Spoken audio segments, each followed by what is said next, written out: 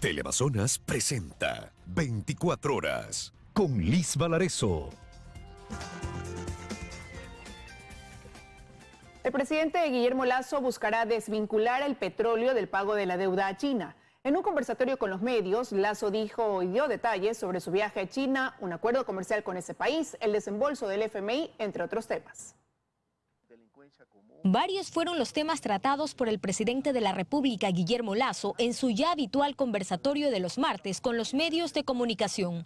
Sobre su próximo viaje a China, el primer mandatario señaló que Ecuador tiene un gran desafío y es desvincular el petróleo del pago de la deuda a ese país. Vamos a buscar los mejores términos, por supuesto que sí. Y sobre todo vamos a desvincular el petróleo del pago de la deuda a la China, para que el petróleo sea de libre disponibilidad del gobierno ecuatoriano. Ahí está el gran desafío de esta negociación. La deuda del Ecuador con China, explicó Lasso, está cercana a los 4.600 millones de dólares. Cerca de 500 millones es deuda concesional, con muy baja tasa y largo plazo. Lo renegociable no pasa de 4.100 a 4.200 millones. Y la tasa promedio de esa deuda está alrededor del 5,5 al 6%.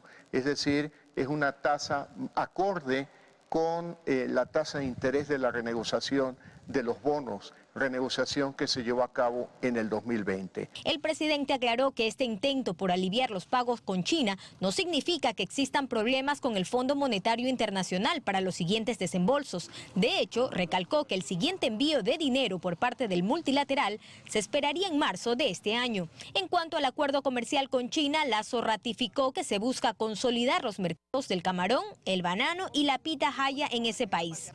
En otro tema, el primer mandatario adelantó que desde marzo se implementará un nuevo sistema en el que los pacientes de la red de salud pública podrán recibir los medicamentos en farmacias privadas. Y luego esa farmacia, a través de un sistema de compensación con el Ministerio de Salud Pública, cobrará esos recursos. Sobre las reformas tributarias, Lasso insiste en que estas afectan solo al 3% de la población más rica y ayudan a bajar impuestos y aranceles al 97% de la población. Casi ya al final del conversatorio, Lasso reconoció una vez más que no existe el presupuesto para la atención y la rehabilitación de la red vial, pero recordó que hay un mecanismo para esto, las alianzas público-privadas. Pero tenemos la alternativa de una concesión de carreteras y a través de ese mecanismo vamos a llevar a cabo proyectos de infraestructura por un valor cercano a los 5.000 millones de dólares. Joana Ramos, 24 horas. La llamada contribución solidaria para fondear las arcas de la prefectura de Pichincha a través de las matrículas de los vehículos en la provincia recibió la oposición únicamente de 3 cantones. La ordenanza aprobada en octubre pasado ha recibido el rechazo de múltiples sectores. Desde la prefectura de Pichincha se reclama la reducción del presupuesto y frente a la falta de recursos para cumplir con la provincia, el Consejo de Pichincha encontró la manera. Una contribución que la llaman solidaria y que pagarán los ciudadanos. Es una contribución solidaria para el sector rural, exclusivamente para el sector rural. Esto se aprobó el año pasado, en octubre del año pasado, y es una sola contribución al año. Esta es el acta de la sesión en la que se aprobó la llamada contribución que, según el director de mantenimiento vial, Edwin Herrera, generará anualmente unos 6.7 millones de dólares. La ordenanza fue aprobada en octubre y pretendía ser socializada casi 4 meses más tarde, cuando la suerte de los contribuyentes solidarios estaba echada. El plan de comunicación estaba programado informar estos últimos 15 días porque nosotros teníamos planificado que todos los municipios empiezan el 1 de febrero la matriculación. Un poco más, digamos, sensato con la gente, socializarlo o contarnos en octubre mismo. Bueno, el plan de comunicación que estipuló la prefectura estaba a partir de los 15 de enero y obviamente se fue la decisión que tomaron. Lo cierto es que no fue unánime. Alcaldes y delegados de 3 cantones sí pensaron en la necesidad de una socialización previa y valoraron la crisis que golpea a todos los bolsillos. El concejal Guillermo Guaña de Cayambe, por ejemplo. Se votó en contra a este incremento para la vialidad de Pichincha, por cuanto no se socializó. Y también tomando en cuenta la situación crítica por la que estaba atravesando económicamente por el COVID-19. Bajo la misma reflexión, aparte de Guillermo Guaña, votaron en contra Marco Calle de San Miguel de los Bancos, Víctor Mieles de Puerto Quito. Pero René Bedón, de Quito, se ausentó. Sí, Bedón dejó la sesión y Quito eludió su responsabilidad en el tema. La ordenanza gestada desde la prefectura de Pichincha ya tiene varios detractores y entre ellos dirigentes sociales, como Natasha Rojas, que en su cuenta de Twitter reclama. He revisado el acta de la reunión y ustedes sí incrementan el 50% del valor de la matriculación vehicular, medida con la que golpean la economía de 400.000 personas.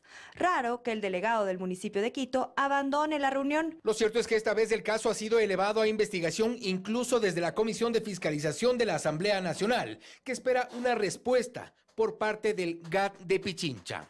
En Quito, Fausto Yepes, 24 horas.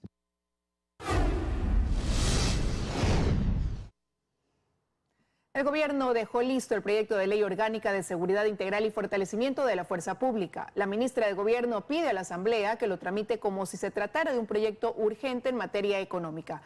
El contacto es con Freddy Paredes desde el Palacio de Carondelet. Hola, Freddy.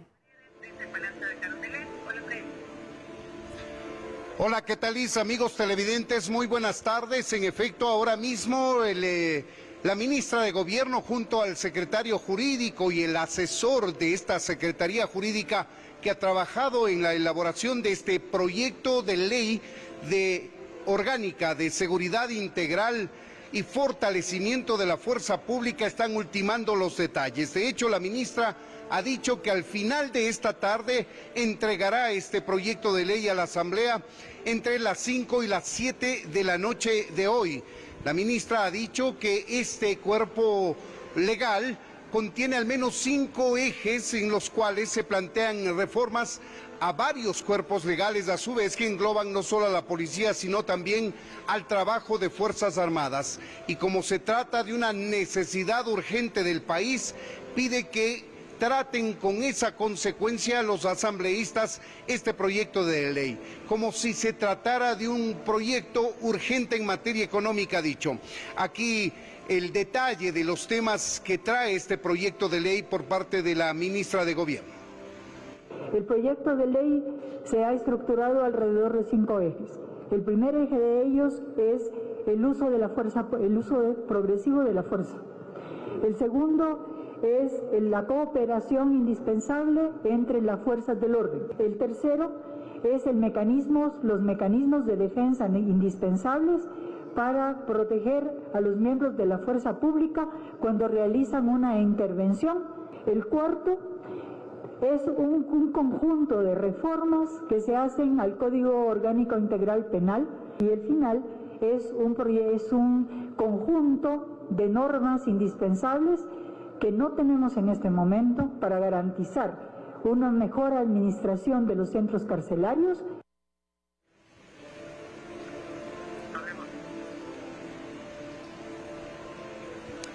Este proyecto de ley trae también entre las propuestas de reforma la búsqueda de patrocinio legal para los miembros de la fuerza pública que, actuando en el cumplimiento de su deber, se ven inmersos en investigaciones y procesos penales e inclusive sentencias, como el caso del policía Santiago Olmedo. En ese marco, el presidente Guillermo Lasso le recibió hoy al policía Olmedo, que fue sentenciado por actuar en defensa de un adolescente en la ciudad de Riobamba y que, por la muerte del presunto delincuente que actuaba en ese caso, fue sentenciado a más de 3 años de cárcel.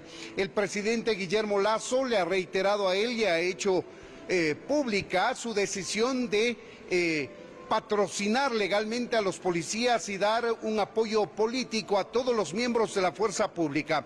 Lo dijo así, escuchemos al presidente Guillermo Lasso. Lo sucedido en su caso, de acuerdo con nuestra perspectiva, es consecuencia del cumplimiento del deber que buscó salvar y proteger la vida de un adolescente en la ciudad de Riobamba. Queremos que Santiago Olmedo, como se lo dije en la primera reunión que tuvimos en mi despacho hace algunos meses atrás, queremos que sienta el respaldo del gobierno nacional. Y a través de Santiago Olmedo envíe un mensaje claro y directo a todos los policías nacionales. Van a contar con el gobierno, con el apoyo del gobierno, con el apoyo de este presidente de la República. Estaré siempre del lado de la Policía Nacional. Jamás dudaré de esta decisión. Santiago cuenta con todo nuestro respaldo, con todo nuestro apoyo.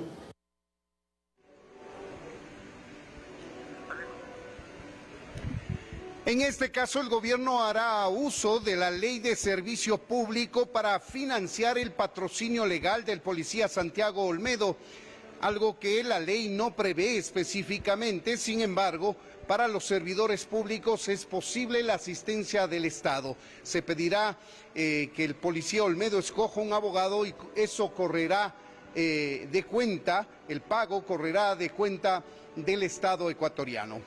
Es nuestro informe hasta esta hora. Sigue Tulis en los estudios. Amigos, muy buenas tardes. Buenas tardes también para ti, Freddy. Muchísimas gracias.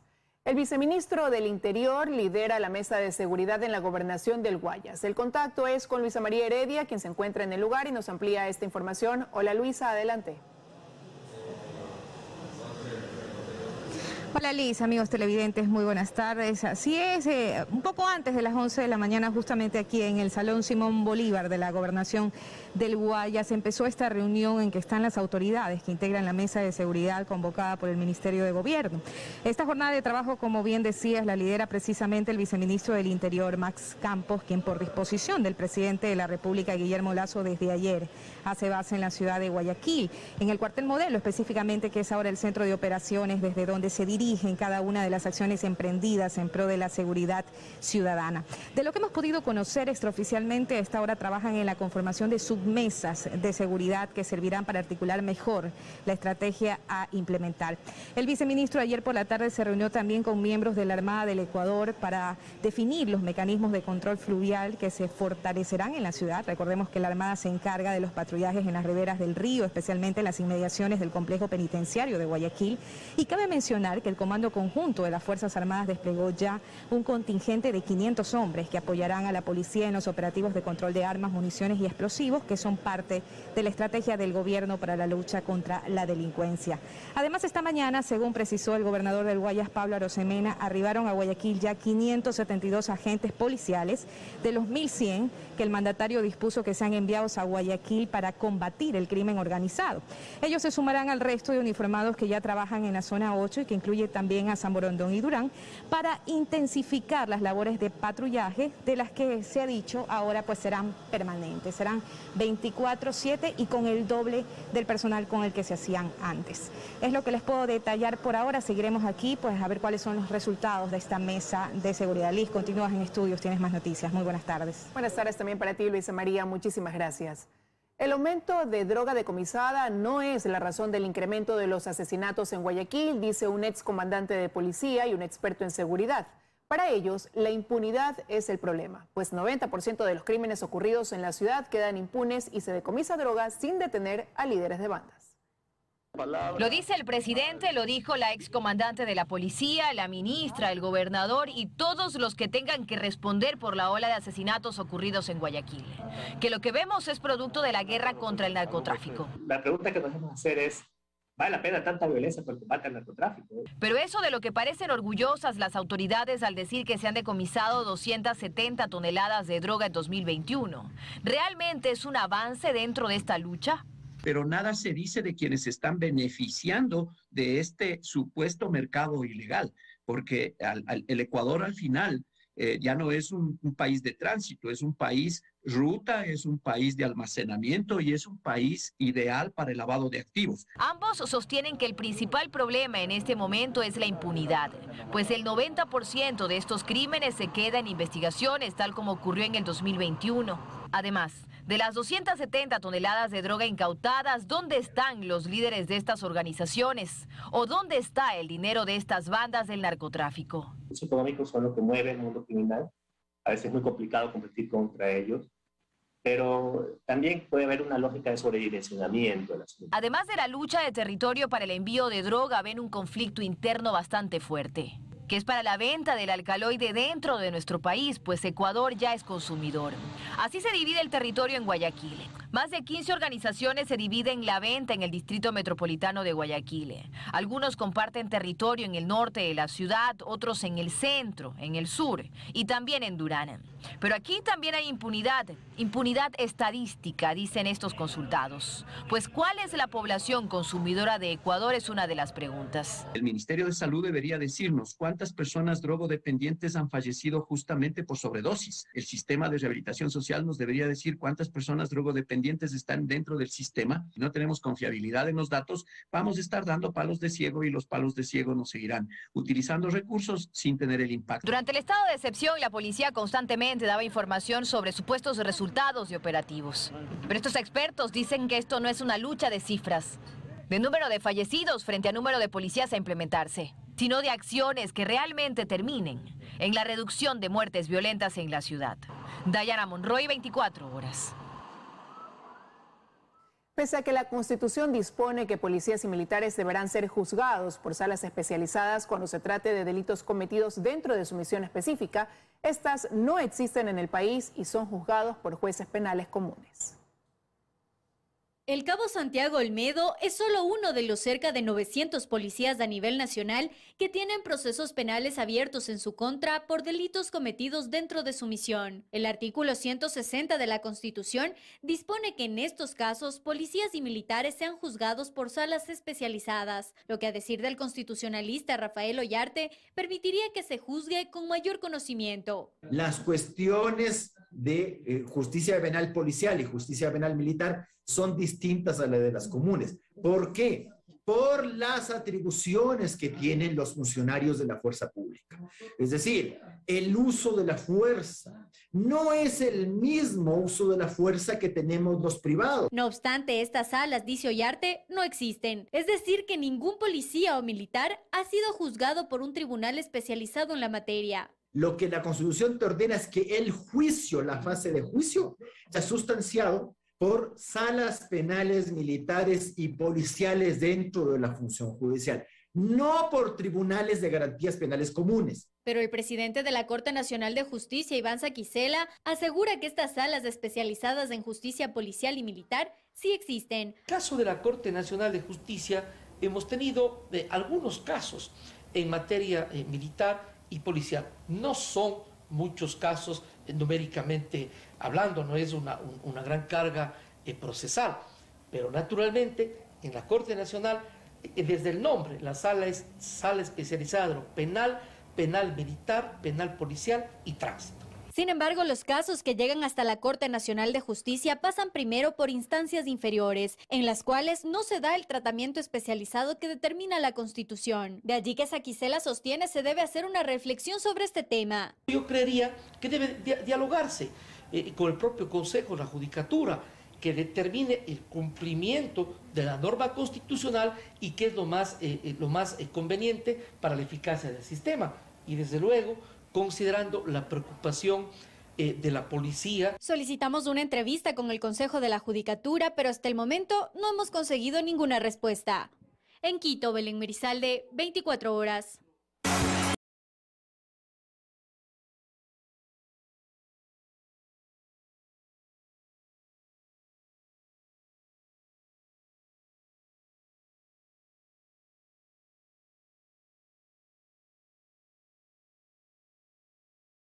Ecuador y Brasil en Quito. Alfonso Lazo está con nosotros a esta hora para contarnos detalles de las dos selecciones. Hola Alfonso, ¿cómo estás? Buenas tardes. Buenas tardes, Liz, amigas, amigos, ¿cómo están? Tengan ustedes muy buenas tardes. Sí, todo parece estar listo ya. Hoy el día de entrenamiento más importante, tanto para Ecuador como para Brasil. Mañana ya solo los últimos detalles, descanso y el jueves a la cancha. Pero vamos con nuestro compañero Pablo King, que nos va a contar qué es lo que hace la selección ecuatoriana de fútbol, si Ángel Mena tiene todavía alguna posibilidad de jugar o no. Pablo, adelante.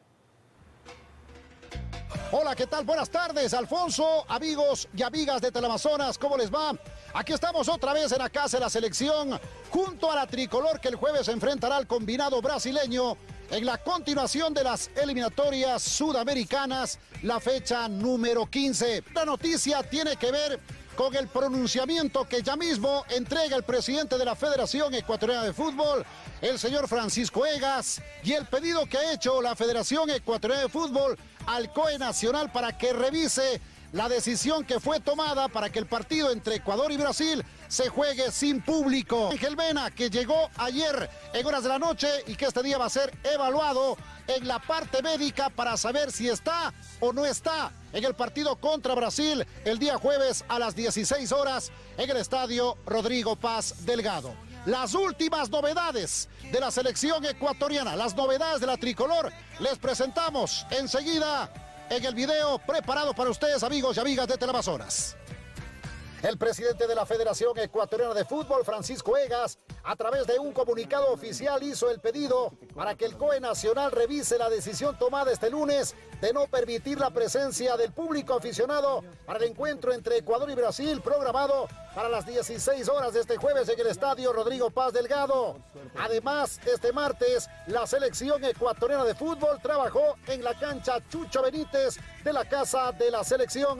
Los últimos jugadores en llegar a la capital de la República a la concentración fueron Robert Arboleda, Ayrton Preciado, Ángel Mena, el jugador de León de México que presentó una lesión de ligamento de rodilla y que es duda para enfrentar al combinado de Brasil, será evaluado en las próximas horas. El partido entre Ecuador y Brasil lo va a conducir el árbitro colombiano Wilmar Roldán.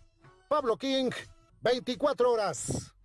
En la tarde conoceremos si Ángel Mena va o no va en el partido contra el combinado brasileño, y también vamos a conocer el pronunciamiento del COE Nacional sobre este sentido, sobre este pedido, más bien, que ha hecho la Federación Ecuatoriana de Fútbol al COE Nacional para que revise el tema de la asistencia del público al Estadio de Liga el jueves 16 horas en el marco de las eliminatorias sudamericanas. Hasta aquí la información deportiva. Muchas gracias, muchas gracias, muchas gracias por estar con nosotros, Alfonso. Buenas tardes. Buenas tardes, Pablo. Gracias por la información. En un ratito lo volveremos a tener con más detalles. Y la selección brasileña, bueno, como cada vez que vino acá, llena de buenos jugadores, ¿no? De cracks. Pero bueno, nuestra compañera Belén Merizalde nos cuenta más detalles de qué hace en la concentración el equipo brasileño. Adelante, Belén. Hola, ¿qué tal en estudios, amigos televidentes? Muy buenas tardes. Efectivamente, la selección brasileña está completa aquí en el Hotel Sheraton. Sin embargo, llegaron al Ecuador con dos bajas importantes. Por un lado, Renan Lodi no podrá participar porque no contaba con el esquema completo de vacunación. Y por otro, como ya sabemos, la estrella de este equipo, Neymar, no ha podido venir a este encuentro frente a la tricolor ecuatoriana por causa de una lesión.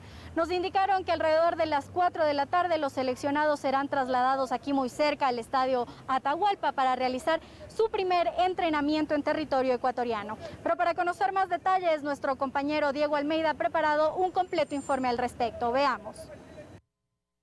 La selección brasileña está completa con la llegada de los jugadores que actúan en el fútbol europeo. En un vuelo que llegó desde Madrid directo a la capital ecuatoriana, los seleccionados se juntaron al grupo de avanzada que había llegado el domingo. Uno de los primeros en arribar a Quito fue Everton Ribeiro, mediocampista del Flamengo. Estamos enfocados en hacer un gran papel con la selección y repetir las actuaciones que tuve con Flamengo. Jugar en Brasil es un sueño cumplido. Estar en el Mundial con este plantel es mi próximo objetivo. La canariña, que ya clasificó al Mundial de Qatar, tendrá su primer entrenamiento este martes por la tarde en el Estadio Olímpico Atahualpa. El miércoles realizará el reconocimiento del Estadio Rodrigo Paz Delgado y el jueves enfrentará a la tricolor por la fecha 15 de las eliminatorias sudamericanas. Para mañana, en cambio, está previsto que los seleccionados de la verde amarela sean trasladados hasta el estadio Rodrigo Paz Delgado entre las 4 y 5 de la tarde para realizar un reconocimiento de la cancha. Nos han indicado que en el 11 titular se encuentran figuras muy importantes como Vinicius Junior, Alisson, Gabriel Jesús, entre otros. Si bien la selección brasileña ya está clasificada al Mundial, este partido será importante para los ecuatorianos para estar más cerca del sueño mundialista Qatar 2022. Con esta información regresamos a estudios que tienen más noticias. Que tengan buena tarde. Gracias, Belén, efectivamente, pero este es un todos contra todos y aunque necesitamos nosotros seguir sumando puntos, hay otros partidos que se juegan, ¿no? Y que se van a jugar este jueves y el próximo día martes. Revisemos precisamente la jornada de eliminatorias de jueves, además del Ecuador frente a Brasil, Paraguay con Uruguay, Chile enfrentará a Argentina, esto ya el viernes, Colombia, Perú, y el último partido que mirábamos era entre Venezuela y Bolivia. Y de todas maneras, puntos se van a quedar indudablemente en el camino. Veremos cómo queda la selección ecuatoriana. Estamos cada vez más cerca del Mundial. En un ratito estaremos en Deporte Total con más información del mismo tema, pero seguimos con noticias. Liz, adelante. Seguimos con las noticias. Paul Cuello nos va a dar detalles sobre las decisiones del COE Nacional y Joana Ramos sobre los colegios clausurados por retornar a clases presenciales en el puerto principal.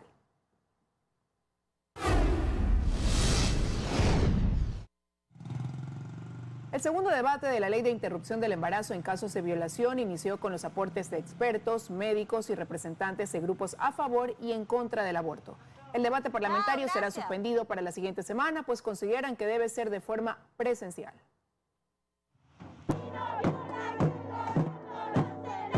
La marea verde se tomó los exteriores de la Asamblea Nacional. Allí acudieron decenas de mujeres para vigilar el segundo debate de la ley para la interrupción del embarazo en casos de violación. Están conscientes de que el aborto en estos casos ya no es un delito en el país, por eso instan a los legisladores a regular el tema pensando en las niñas y mujeres que han sido violadas. Que den el visto bueno ya para que sea aprobada una ley que dignifique el hecho de que una niña de 12, 13 años no debe ser madre, las niñas deben ser niñas. No están de acuerdo con los informes de mayoría ni de minoría porque dicen allí se criminaliza a las mujeres pobres, sobre todo con el tema de la temporalidad de 20 semanas para acceder a un aborto. Además, rechazan el pronunciamiento del presidente Lasso. También rechazamos el pronunciamiento de Guillermo Lasso, donde dice que ya vetará una ley que no está ni debatida, una burla que no vengan a debatir presencialmente. Tienen miedo, por supuesto, aquí estamos las mujeres que defendemos la vida digna para las mujeres.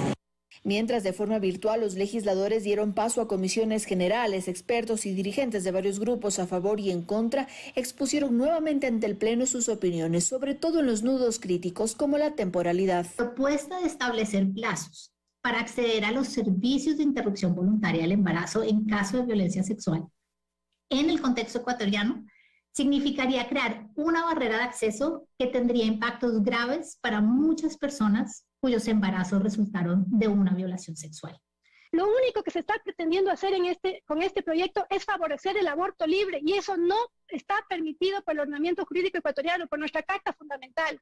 Tras esto se dio paso a la lectura del informe de mayoría aprobado por la Comisión de Justicia, pero la sesión será suspendida una vez que concluya la lectura, es decir, el debate como tal, se realizará en otra sesión. Se realizaría la semana que viene, es posterior, con la finalidad de poder lograr este debate de forma presencial con los asambleístas al ser un tema sumamente sensible y que requiere justamente esa responsabilidad por parte de la Asamblea Nacional.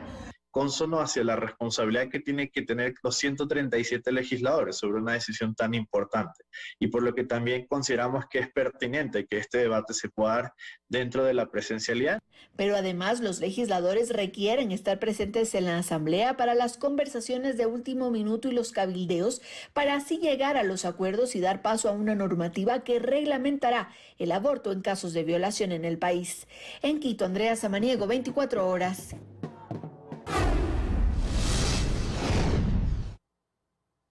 La Federación Ecuatoriana de Fútbol deberá buscar un mecanismo de devolución de las entradas del partido Ecuador-Brasil, encuentro que se jugará sin público por disposición del COE Nacional. Paul Cuello nos cuenta más sobre este tema. Hola, Paul. Hola Liz, ¿qué tal amigos? Buenas tardes. Así es, esta mañana el viceministro de la Secretaría de Riesgos nos ratificó que en efecto el partido de Ecuador contra Brasil que se jugará este jueves en el Rodrigo Paz Delgado se realizará sin público. Aseguró y sostuvo que es una decisión, una disposición del COE Nacional y no una sugerencia que le hace al COE Metropolitano. Esto precisamente por las dudas que se generaron en estos días. Nosotros tenemos un informe respecto a este tema. Veamos. Las dudas sobre quién tenía la última palabra fueron aclaradas esta mañana por el viceministro de la Secretaría Nacional de Riesgos, quien sostuvo que el partido de Ecuador versus Brasil se jugará sin público, resolución que la tomó el COE Nacional. Hay resoluciones que el COE exhorta y hay otras en donde se dispone. Esta es una disposición. Rosero señaló que en este caso, si bien la ciudad se encuentra en alerta naranja, la cual permite la realización de varios eventos con aforos reducidos, será prácticamente incontrolable solicitar a todos los asistentes el uso adecuado de la mascarilla. Es súper complicado tener el control sobre las mascarillas, sobre las normas de bioseguridad. Esto podría, las siguientes semanas, repuntar los casos y todo lo que hemos avanzado, como haberse perdido por un evento que en realidad lo pudimos haber evitado. El COE Metropolitano, de su parte, deberá acatar esta disposición emitida como carácter obligatorio. Si la autoridad nacional ya emite su criterio, evidentemente, eso es lo que nos toca acatar a todas las dependencias. Y para evitar malos entendidos, como ha ocurrido en ocasiones anteriores en este tipo de eventos, la Intendencia de Pichincha realizará controles en varios puntos del estadio Rodrigo Paz Delgado el día jueves. No hay una disposición de que puedan ingresar, por tanto, si saben que van a realizarse sin público, por supuesto que va a haber aficionados que estén alrededor del estadio, se va a controlar justamente que no ingieran alcohol, se va a controlar todas las, en este caso, las tiendas y licorerías que estén en ese sentido para que cumplan. Así es, y de lo que conocemos, varios dispositivos de seguridad se colocarán en la ciudad para evitar justamente que la ciudadanía se aglomere o se concentre en algunos lugares para ver el partido de la selección. Con esta información regreso a estudios. Listo con más noticias. Amigos, buenas tardes. Buenas tardes, Paul. Para ti también, muchísimas gracias por esa información. Y la pugna entre el Ministerio de Educación y el municipio de Guayaquil por el retorno presencial a las aulas se mantiene. Este martes, las clausuras de los establecimientos que retornaron a la presencialidad continuó. Joana Ramos está en Los Ceibos con los detalles. Hola, Joana. ¿Qué tal? Muy buenas tardes. Al menos 6 establecimientos educativos han sido clausurados entre ayer lunes y hoy por el municipio de Guayaquil. Esto porque los establecimientos educativos se acogieron a la disposición del COE Nacional y del Ministerio de Educación de retomar las clases presenciales de forma voluntaria. Estos lugares fueron clausurados por el municipio de Guayaquil. Veamos la siguiente nota. Mientras en los establecimientos educativos de todo el país poco a poco los estudiantes retornan a la presencialidad, en Guayaquil aquellas escuelas y colegios que acatan la disposición del Ministerio de Educación son clausurados. En el segundo día de retorno voluntario a las aulas, las clausuras continuaron. Este martes, personal de la Dirección de Justicia y Vigilancia del municipio colocó sellos de clausura al Colegio Balandra Cruz del Sur, tanto en la sección primaria como secundaria. La novedad es que los estudiantes aún estaban dentro cuando el lugar fue cerrado. Estamos cumpliendo con una orden absolutamente de nuestra autoridad, que es el Ministerio de Educación. Aquí confirmaron que las medidas de bioseguridad se mantienen al máximo y que ninguno de los estudiantes ha presentado síntomas, por lo que, en cumplimiento a lo dispuesto por el Ministerio de Educación, las clases aquí continuarán a pesar del sello de clausura municipal. Ya después, a mí que pongan un cartel que afecte el edificio, me iniciarán un proceso. Pero mientras no afecten la educación de los niños, no me importa. ¿Mañana las clases? Mañana ingresa otro curso nuevo. Estos que están, más otro curso. Sí, vamos a seguir haciendo las clases. Sí, es el derecho fundamental de los niños de Ecuador, reconocido en todo el país, menos en este cantón. Una medida que es respaldada por los padres de familia que solo piden el retorno de sus hijos a las aulas. Es momento ya de ver quién es el que manda aquí, ¿no? O sea, ¿a quién le vamos a hacer caso? Nosotras las mamás estamos apoyando de que sean clases presenciales porque vemos que emocionalmente los chicos están necesitando eso y tenemos que aprender a vivir con esta nueva realidad que nos ha tocado, con este virus que no sabemos cuánto tiempo va a durar. Vía telefónica nos contactamos con el director de Justicia y Vigilancia del Cabildo, quien nos confirmó que hasta la fecha son 6 los establecimientos educativos clausurados. Asimismo, adelantó que los operativos continuarán en toda la ciudad. La Secretaría General de la Presidencia de la República se pronunció sobre este tema y recordó que en base a la Constitución, el gobierno central tiene la competencia exclusiva en cuanto a educación, por lo que los gobiernos autónomos descentralizados no pueden suspender la presencialidad. Joana Ramos, 24 horas. Y al menos aquí en este establecimiento educativo nos han confirmado que el día de mañana las clases presenciales van a continuar porque se acogen a lo dispuesto por el Ministerio de Educación del retorno presencial voluntario a las aulas. Regresamos con más información. Uno de los 7 candidatos en el concurso para integrar la Corte Constitucional renunció instantes previos a rendir su prueba oral frente a la comisión calificadora. A su salida aseguró que el concurso está plagado de inconsistencias e irregularidades. Y manifestarles y ponerles en conocimiento de mi decisión de retirarme del concurso. Por tanto, no voy a dar la prueba oral. Fue la forma en la que el candidato Gerardo Vázquez decidió dar un paso al costado del concurso para la renovación parcial de la Corte Constitucional. En el segundo día de las pruebas orales frente a la comisión calificadora, aseguró que no quería hacerles perder el tiempo ni perder el suyo y atacó duramente este proceso de selección. Un concurso plagado de incorrecciones, de anomalías. El tema estaba dirigido, manipulado y que de antemano ya se conocían los nombres de los ganadores. La cosa es patética. Todas infundadas y como digo, lamentablemente es una decisión personal que se pretende trasladar a la comisión.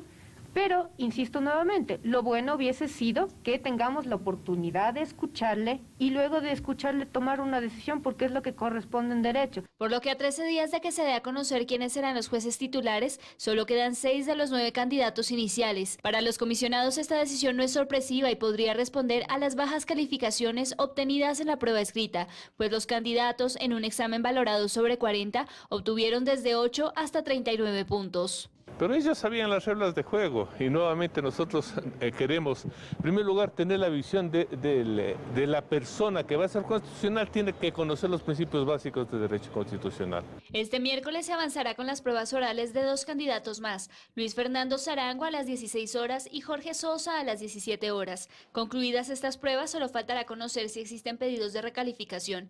Resuelto aquello, se podrá determinar quiénes serán los 3 nuevos magistrados que integrarán la Corte Constitucional. En Quito, Daniela Valencia, 24 horas. El Consejo Nacional Electoral recibió a los jueces del Tribunal Contencioso Electoral para analizar el calendario electoral propuesto para las elecciones seccionales del 2023.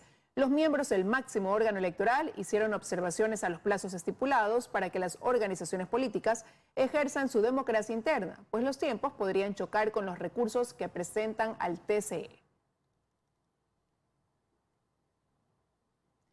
Sobre la base de una denuncia presentada por el Servicio de Rentas Internas, la Fiscalía investiga al titular de la Liga Pro, Miguel Ángel Loor, por presunta defraudación tributaria. En el marco de la indagación previa, Loor, salpicado también en el caso Alex Saab, no ha acudido a rendir su versión. Ha sido convocado a rendir versión en 3 ocasiones. Ha inasistido 2 y en una tercera pidió a través de su abogado que sea virtual, pero Fiscalía no lo aceptó. El pasado 20 de enero el fiscal del caso, César Suárez, volvió a solicitar su comparecencia, recordándole que se trata de una 4ª convocatoria y que en caso de inasistir, en la siguiente tendrá que recurrir a la fuerza pública. Miguel Ángel Loor, presidente de la Liga Pro, es investigado por presunta defraudación tributaria. Fiscalía abrió una indagación previa tras recibir esta denuncia del Servicio de Rentas Internas.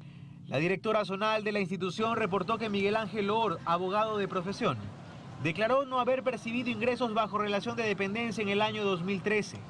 Pero según información levantada por el SRI, Loor sí tuvo ingresos reportados al IES bajo relación de dependencia. Además, recibió depósitos en las cuentas de 3 entidades financieras por más de 1,13 millones de dólares.